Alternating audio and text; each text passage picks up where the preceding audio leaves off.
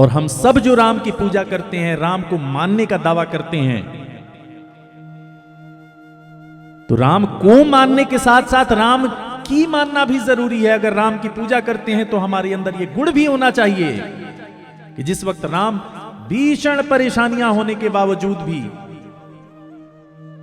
जीवन की दशा दिशा दोनों एक वक्त में बदल जाने के बाद भी, एक क्षण में बदल जाने के बाद भी, राम कहते हैं कि मां, मुझे पिता ने जंगल का राज दिया है। उन्हें भटकना था, लेकिन उनका मन था कि मैं वहां का भी राजा बनने जा रहा हूं। ये राम है। महर्षि वाल्मीकि रामायण में लिखते हैं कि राम को इस बात का अंदाजा नहीं था कि वो जिससे लड़ाई करने जा रहे हैं उस युद्ध में वो विजयी होंगे या फिर उन्हें पराजय का सामना करना पड़ेगा।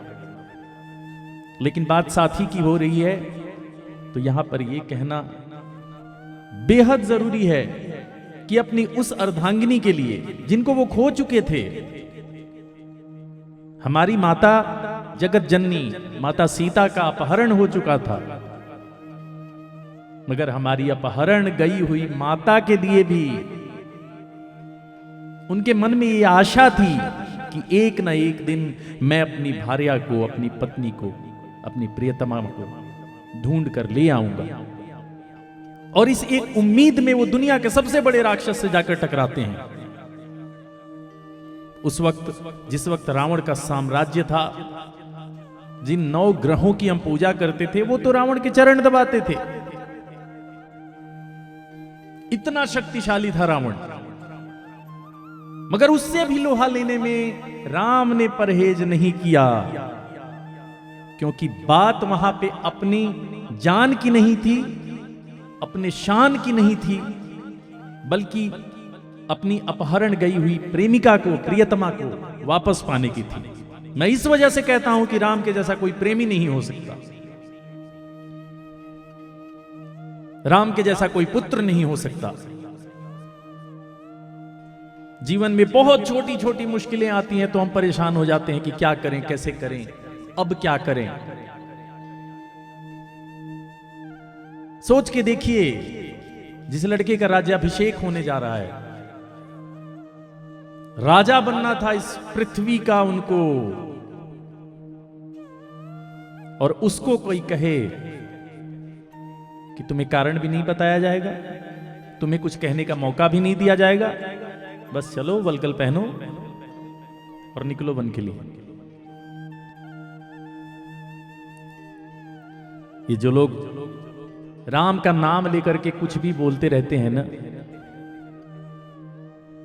उनको ये अंदाजा नहीं है कि राम ने अपने जीवन काल में जो किया, जो सहा, जो देखा, उसका 1/100वां हिस्सा भी करने में पता नहीं हमें कितना जन्म लगे।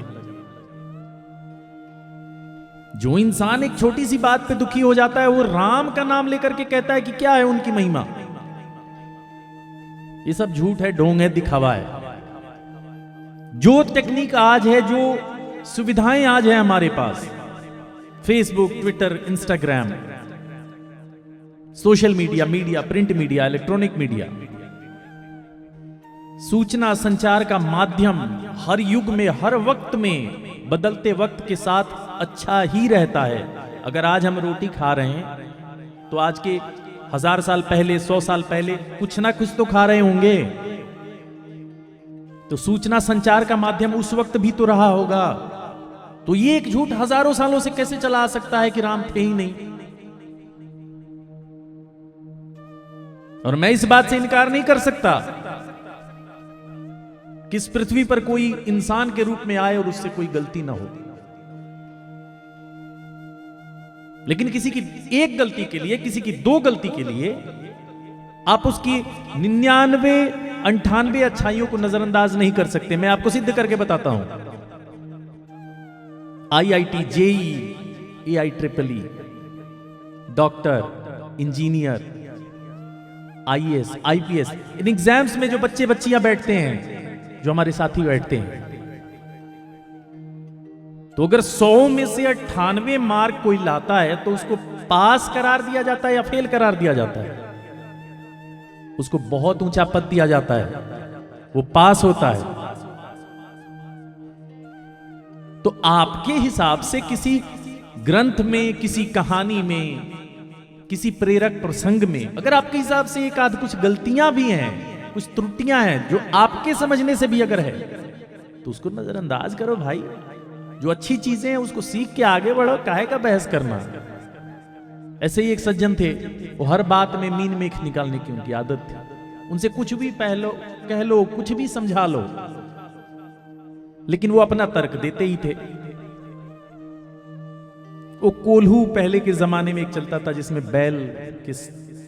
बैल की सहायता से लोग तेल निकालते थे।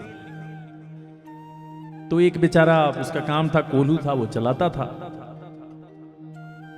तो एक सज्जन गए, जाकर के बोले कि यार ये तुम बैलों को हाँक देते हो, बैल गोल गोल घूमते रहते हैं और तुम बाहर निकल के आ जाते हो, तो बैल ये समझ नहीं पाता। क्या बैल को पता नहीं लगता कि मेरा मालिक चला गया, अब मैं रुक जाऊं? तो उस कोल्हू के मालिक ने बोला कि नहीं, मैंने इसी से बचने के लिए तो इसकी आंखों पे पट्टी बांध रखा है, और पट्टी सिर्फ साइड से बांधी है मैंने, ताकि उसको आगे का दिखे, अगल बगल का ना दिखे। तो जब अगल बगल उसको दिखेगा ही नहीं, तो उसको नहीं पता लगेगा कि मेरे पीछे कोई है या नहीं है, तो इस वजह से वो घूमता रहता है। तो ये तर्क देने वाले महोदय थे, उन्होंने बोला कि अच्छा मान लो कि बैल रुक जाए, तब तुम्हें कैसे पता लगेगा? तो कोल्हू के मालिक ने बोला कि मैंने बैल के गले में घंटी बांध रखी है, वो जैसे ही रुकेगा वैसे ही मुझे पता लग जाएगा, घंटी बजनी बंद हो जाएगी। तो उसने बोला अच्छा मान लो कि बैल अगर एक ही जगह पे खड़ा हो जाए और गर्दन हिला हिला के घंटी बजाता रहे, तब तुम्हें कैसे पता लगेगा? तो उसने हाथ जोड़ा और बोला कि महाराज वो बैल है, आपके जैसा 2 पांव वाला गधा नहीं है। तर्क देने वाले कुछ भी पूछते हैं। तो मैं वापस आऊं महाराज कि राम जैसा पति नहीं, राम जैसा दोस्त नहीं, राम जैसा बेटा नहीं, राम जैसा प्रेमी नहीं। नारायण श्री हरि नर के रूप में पृथ्वी पर आकर हमें जीवन जीने का रास्ता दिखा के गए कि अगर बेटा बनने का सौभाग्य मिले तो ऐसे बेटे बन के जाओ कि पीढ़ियां गुजर जाएं, मगर लोग यही कहे कि अगर पुत्र हो तो राम के जैसा हो। हम टूट जाएंगे बहुत आसानी से। एक छोटी सी बात होती है तो हम अपने घर वालों की बात मानने से इनकार कर देते हैं। हम सब जानते हैं कि हम किस बात पे अग्री करते हैं, किस बात पे डिसएग्री कर जाते हैं। लेकिन महाराज उस आदमी का करेज देखिए, जिगर देखिए कि पिता ने कहा कि बेटे मैंने तुम्हारी मां को ये वचन दिया था और इस वचन के बदले तुम्हारी मां ने मुझसे ये कहा है कि राम को 14 वर्षों का वनवास दो और मेरे बेटे को राजगद्दी दो। राम ने एक बार भी नहीं पूछा कि पिताजी आप इतना बड़ा अन्याय मेरे साथ क्यों कर रहे हैं। जाहिर सी बात है, अगर राजा का बेटा है तो राजा के बेटा की तरह ही तो रहा होगा। वो गुड़गांव में, नोएडा में, हरियाणा में कहीं नौकरी करने तो नहीं जाते थे। राज परिवार में अच्छी खाने की व्यवस्था, अच्छे गुरुओं के सानिध्य में शिक्षा दीक्षा, जीवन में सब कुछ अच्छा। इस धरती पर जो कुछ भी उस वक्त उपलब्ध था वो राम के लिए सब कुछ उपलब्ध था। राजा के पोते, राजा के नाती, राजा के बेटा और स्वयं जो राजा के पद के हकदार थे, उनको अचानक से यह सूचना सुनाई जाती है कि बेटे तुम अब घर छोड़ो और वन को चलो। कितनी अद्भुत बात है। और उस बात पर भी कमाल यह है कि राम एक बार भी रिएक्ट नहीं करते। राम सीधे मुस्कुराते हैं और पिताजी से कहते हैं पिताजी जैसी आपकी आज्ञा। और श्रीमद् वाल्मीकि रामायण में यह लिखा हुआ है, आप जाकर के इस प्रसंग को ढूंढे कि राम से जब दशरथ जी ने कहा कि बेटे तुम्हें वन दिया जाता है, तुम्हें वन को जाना है, उसके बाद जो राम जी और कौशल्या का संवाद है, वो संवाद जाकर के आप श्रीमद् वाल्मीकि रामायण में पढ़िए। महाराज मैं कहता हूं कि बस ये एक प्रसंग कोई साध ले जीवन में, उस एक प्रसंग को कोई अपने जीवन का भरतवाक्य बना ले, उसको जीवन में किसी और मोटिवेशन की जरूरत ही नहीं है। क्योंकि वो कहते हैं ना कि पूत के पांव पालने में ही पहचान लिए जाते हैं, सपूत की पहचान बचपन में ही हो जाती है। तो राम को तो पूज्य होना ही था। और मैं बताऊं आपको महाराज कि जब जाकर के कोई भी इंसान, कोई भी लड़का, कोई भी बेटा बेटी, कोई भी जब अपने घर से बाहर कहीं जा रहा होता है तो अपनी मां और पिता का आशीर्वाद लेकर के ही कहीं के लिए निकलता है। तो राम जी भी जब वन के लिए जा रहे थे तो वो जा करके माता कौशल्या से उनका आशीर्वाद लेने के बाद उनके सामने अपनी बेबसी नहीं दिखाते, अपना दुख प्रकट नहीं करते। राम का स्टेट ऑफ माइंड देखिए, उनकी सोच देखिए। आज के वक्त में भी कोई कोई कहते हुए मिल जाता है कि जहां पे सबकी सोच खत्म होती है वहां से मैं शुरू करता हूं। तो ये परिभाषा शायद उसी वक्त शुरू हुई होगी जहां पे लोगों को की सोचने की शक्ति खत्म होती है, वहां से तो राम सोचना शुरू करते थे। जाके उन्होंने माता से कोई विलाप नहीं किया, कोई दुख प्रकट नहीं किया, कोई अफसोस प्रकट नहीं किया कि माता मैं राजा बनने वाला था, मैं राजा बनने जा रहा था, ये क्या हुआ मेरे साथ। राम जी जाकर माता कौशल्या से कहते हैं, पूज्य बाबा गोस्वामी तुलसीदास जी श्री रामचरितमानस में लिखते हैं, ये चौपाई है, पिता दीन मोहि कानन राजू जहां सब भांति मोर बड़ काज। पिता दीन मोहि कानन राजू जहां सब भांति मोर बड़ काजू। जाके राम जी माता कौशल्या से कहते हैं कि मां मुझे पिता ने जंगल का राज दिया है। यानी वो वनवासी तो हो गए थे, वन में उन्हें जाना था, उन्हें जाकर के रास्तों पर भटकना था। उन्हें यह भी पता नहीं था कि मैं अपना जीवन यापन वन में कैसे करूंगा। और सोच के देखिए, वो युवक जाकर अपनी मां से कहता है कि मां मुझे पिता ने जंगल का राजा बनाया है। तो इसीलिए कहते हैं कि जो एडवर्सिटी में भी, जो आपदा में भी अवसर देखे वो राम है। और हम सब जो राम की पूजा करते हैं, राम को मानने का दावा करते हैं, तो राम को मानने के साथ साथ राम की मानना भी जरूरी है। अगर राम की पूजा करते हैं तो हमारे अंदर यह गुण भी होना चाहिए कि जिस वक्त राम भीषण परेशानियां होने के बावजूद भी, जीवन की दशा दिशा दोनों एक वक्त में बदल जाने के बाद भी, एक क्षण में बदल जाने के बाद भी, राम कहते हैं कि मां मुझे पिता ने जंगल का राज दिया है। उन्हें भटकना था लेकिन उनका मन था कि मैं वहां का भी राजा बनने जा रहा हूं। ये राम है।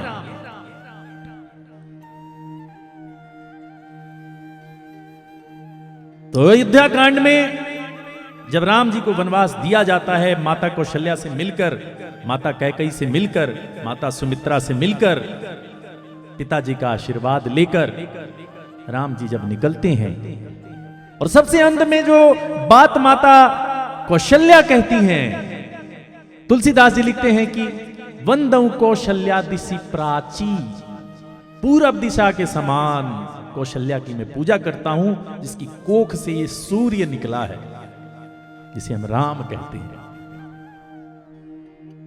तो योद्धा जो होते हैं, उनको जन्म देने वाले, बेशक वो निजी जीवन में बहुत ज्यादा आपको सफल दिखाई ना पड़े, लेकिन बच्चों को जो प्रेरणा मिलती है ना, वो कहीं ना कहीं अपने माता पिता से ही मिलती है। क्योंकि बचपन में जब हमारा सबकॉन्शियस माइंड उतना डेवलप नहीं होता है, तो हमारे माइंड में हम वही सारी चीजें सुनते हैं, देखते हैं, अपने आगे के जीवन में वही सारी चीजें महसूस करते हैं, उन्हीं के इर्द गिर्द हमारा जीवन चलता है। जो चीजें देखते हुए हम बड़े हुए थे, तो राम का बड़ा होना तो तय ही था, क्योंकि उनकी माता कौशल्या थी। और माता कौशल्या ने उस वक्त एक और बात कही थी राम से कि बेटे, जिस धर्म की रक्षा के लिए, जिस वचन की रक्षा के लिए आज तू वन जा रहा है, जो धर्म आज तुम निभा रहे हो, जिस धर्म की आज तुम रक्षा कर रहे हो, देखना वही धर्म तुम्हारी रक्षा करेगा। धर्म की रक्षा करता है, धर्म उसकी रक्षा करता है। इसके बाद दशरथ जी को यह महसूस हुआ कि मैंने कुछ गलती कर दी, मेरे से कुछ गलती हो रही है। दशरथ जी खबर भिजवाकर प्रभु राम को अपने कक्ष में बुलवाते हैं। रघुवंशम में महाकवि कालिदास जी लिखते हैं कि जब राम जी को दशरथ जी अपने कक्ष में बुलवाते हैं, वो उसी वक्त बुलवाते हैं जब राम जी उनको समझाकर उस कक्ष से बाहर निकलते हैं और उनकी पीड़ा शुरू होती है और दशरथ जी अपना जीवन वहीं गवा देते हैं। लेकिन इस घटना से पहले दशरथ जी राम को अपने कक्ष में बुलाते हैं और कहते हैं कि बेटे, राज्य के लिए, साम्राज्य के लिए लोग तो अपने परिवार वालों तक को मार देते हैं युद्ध में राजा बनने के लिए। जो महत्वाकांक्षी लोग होते हैं वो अपने रास्ते में आए हुए किसी भी इंसान को, किसी भी कठिनाई को हटा देते हैं कि मुझे तो राजा बनना है जी, बस मेरे रास्ते में कोई नहीं आना चाहिए, कोई रिश्ता ना हो, कोई इंसान ना हो। बेटे, तुम इस राज्य के राजा बनने वाले हो, तुम्हें छल करके इस पद से दूर किया जा रहा है। तुम्हारे हाथ में सेना का कमांड है। बेटे, तुम चाहो तो मेरी बात मानने से इनकार कर सकते हो। मैं तुम्हें विवश नहीं करूंगा कि तुम बन जाओ, तुम अपने जीवन में कष्ट उठाओ, क्योंकि तुम्हारी कोई गलती नहीं है। तुम्हें बिना किसी गलती के ये सजा दी जा रही है। तो राम जी दशरथ जी से कहते हैं कि पिताश्री, आपकी उंगली पकड़ के मैंने चलना सीखा है। आपकी वजह से मुझे अच्छे बुरे की पहचान हुई है जीवन में। आज उम्र के इस पड़ाव तक मेरे पास जो भी ज्ञान है, जो भी कौशल है, उसमें आपका बहुत बड़ा योगदान है। और पिताजी, मैं आपसे ये सुन सुन के बड़ा हुआ हूं कि रघुकुल रीति सदा चली आई, प्राण जाई पर वचन ना जाई।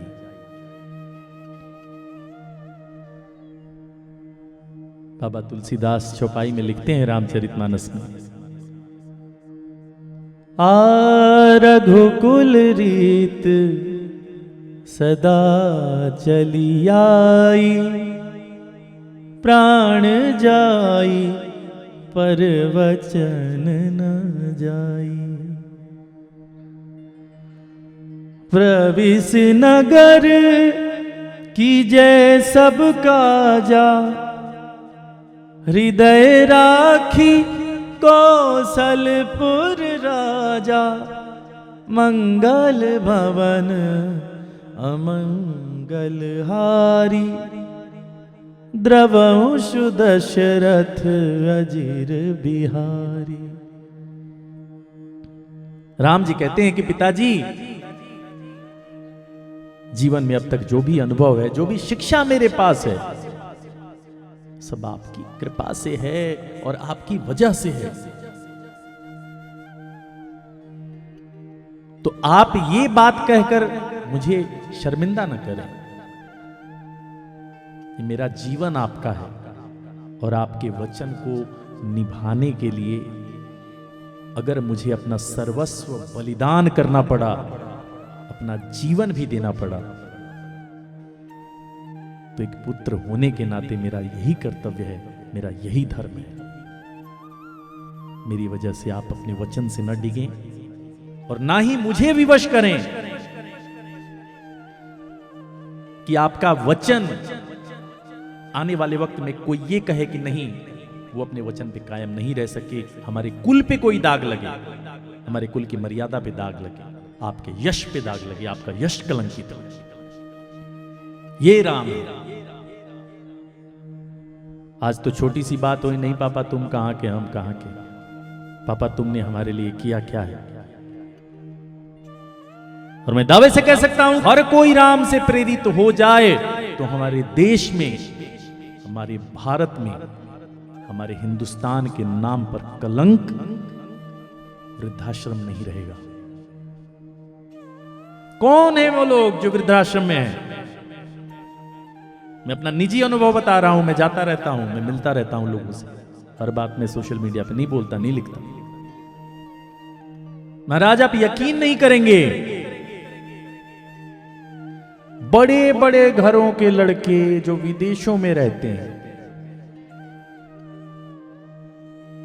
उन्होंने एल्डर होम में अपने माता पिता को रख रखा है। अगर उनसे पूछो तो बड़ी बेशर्मी से वो एक बात कहते हैं कि they can't adjust in our society, kind of circle I have, they don't fit in that। इसलिए मैं कहता हूं कि राम कथा घर घर में सुनाया जाना बहुत ही आवश्यक है। इस कथा से सबको परिचित होना बहुत ज्यादा आवश्यक है। इस कथा के रहस्य को समझना बहुत जरूरी है, क्योंकि अगर किसी ने राम कथा सुन लिया, समझ लिया, अपने हृदय के अंदर बसा लिया, तो वो इंसान कभी अपने मां बाप को वृद्धाश्रम में नहीं भेजेगा। और महाराज चाहे मुझे कोई अच्छा बोले या बुरा, वृद्धाश्रम की जगह हिंदुस्तान में नहीं होनी चाहिए। मेरे हिसाब से तो दुनिया में कहीं नहीं होनी चाहिए, लेकिन चूंकि मैं इस देश का एक जिम्मेवार नागरिक हूं, इस वजह से हर इंसान का फर्ज होता है कि सबसे पहले वो अपना घर ठीक करे। मैं तो यही चाहूंगा कि हिंदुस्तान के किसी कोने में ये वृद्धाश्रम न रहे। मुझे फोन किया किसी सज्जन ने, एक भजन संध्या करवानी है रविराज जी, क्या पैसे लेंगे आप? तो मेरे पास कोई भी इंसान अगर फोन करता है किसी भी काम के लिए, तो मैं सबसे पहले पूछता हूं कि अवसर क्या है, किस ओकेजन पे आप मुझे बुलाना चाहते हैं। तो लोग कहते हैं कि हाँ जी हम ना एक नए बिजनेस की शुरुआत कर रहे हैं, या फिर हमारे बेटे की शादी होने वाली है, तो एक उस मंगल आयोजन का शुभारंभ हम आपके भजनों से करना चाहते हैं, आपको अपने घर पे बुलाना चाहते हैं। मुझे एक सज्जन का फोन आया यूनाइटेड स्टेट्स ऑफ अमेरिका से कि रविराज जी दिल्ली में हैं, हमारा परिवार है, हम ना आपको भजन संध्या के लिए बुलाना चाहते हैं। मैंने सबके जैसा उनसे भी पूछा कि क्या अवसर है महाराज, तो उन्होंने ये कहा कि दरअसल अवसर थोड़ा सा दुखद है, हम तो लोग तो यहाँ अमेरिका में रहते हैं, लेकिन पिताजी वहाँ पे ओल्ड एज होम में रहते थे और वो अब हमारे साथ इस दुनिया में नहीं है, उनको गए हुए 1 वर्ष हो गया, तो उनकी याद में हम एक भजन संध्या करवाना चाहते हैं। मैंने उनके मुंह पे तो कुछ नहीं कहा, लेकिन मैंने इतना जरूर कह दिया कि माफ कीजिए,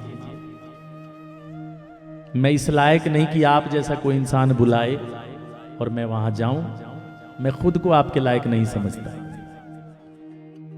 कोई कुआं ना मिले जिसमें डूब के मरे इंसान। आपने जीते जी अगर अपने मां बाप का ख्याल नहीं रखा, उन्हें कोई सुख नहीं दिया, तो मरने के बाद आप उनका अंतिम संस्कार अच्छे से करो, श्राद्ध अच्छे से करो, तर्पण अच्छे से करो, उनके नाम पे दान पुण्य करो, किसी काम का नहीं है वो। किसी भी इंसान को अगर कुछ देना है तो तभी तक देना सार्थक है जब तक वो इंसान आपके साथ रिश्ते में है, आपके सामने प्रत्यक्ष है, आप दोनों साथ हैं। अगर आपने जीते जी किसी इंसान को कुछ नहीं दिया, तो जाने के बाद उस इंसान की याद में यज्ञ करवाने का भी क्या फायदा महाराज।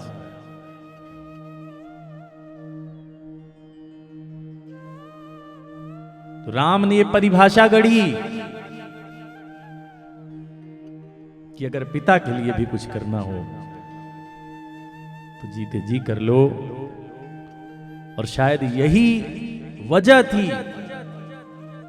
कि राम पिता के जाने के बाद रोए जरूर, परमपिता परमेश्वर के अवतार थे, मगर इंसानों की तरफ फूट फूट के रोए जरूर, मगर राम के मन में कभी कोई अफसोस नहीं रहा। और महाराज, मैं दावे के साथ कह सकता हूं कि इंसान के जीवन में दुख का अगर दुख की कोई सबसे बड़ी वजह होती है तो वो अफसोस ही है। मैं ये नहीं कर पाया, मैं वो नहीं कर पाया, मैं इस इंसान से नहीं मिल पाया, अगर वो इंसान मेरे साथ होता तो कितना अच्छा होता। आपका ये अफसोस साबित करता है कि जब आपके पास वक्त था तब आपने कुछ अच्छा करने की कोशिश नहीं की। और इसी वजह से जब राम ने रावण का वध कर दिया तो सारे देवता आकाश में प्रकट हुए, सारे फूल बरसा रहे थे राम जी के ऊपर। तो उन फूलों की बारिश करने वालों में राम जी के पिता दशरथ जी भी थे। तो राम ने जब दशरथ जी को देखा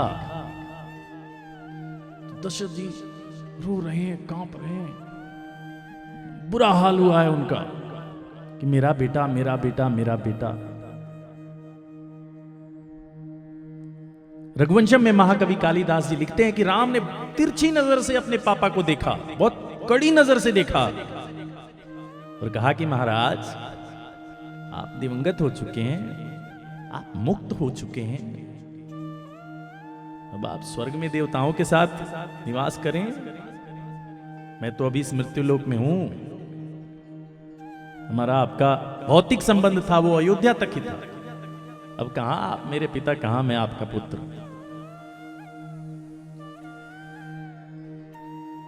तो अगर जीते जी आपने किसी के साथ इतना लगाव रखा कि आपने उसके लिए सब कुछ किया, तभी उस इंसान के जाने के बाद आप राम की तरह मुक्त हो सकते हैं, क्योंकि राम के मन में कोई अफसोस नहीं था। राम ने पिता के एक वचन को निभाने के लिए 14 वर्ष वन में बिताने का जो फैसला था उसके लिए वो तैयार हो गए। श्री रामचंद्र कृपाल भज मन, हरण भव भय दारुणम्, नव कंजलोचन कंज मुख कर, कंज पद कंजारुणम्, कंदर्प अगणित अमित छवि, नवनील नीरद सुंदरम, पटपीत मानहु तड़ित रुचि शुचि, नौमि जनक सुतावरम। श्री रामचंद्र कृपाल भज मन, हरण भव भय दारुणम्। जय श्री राम।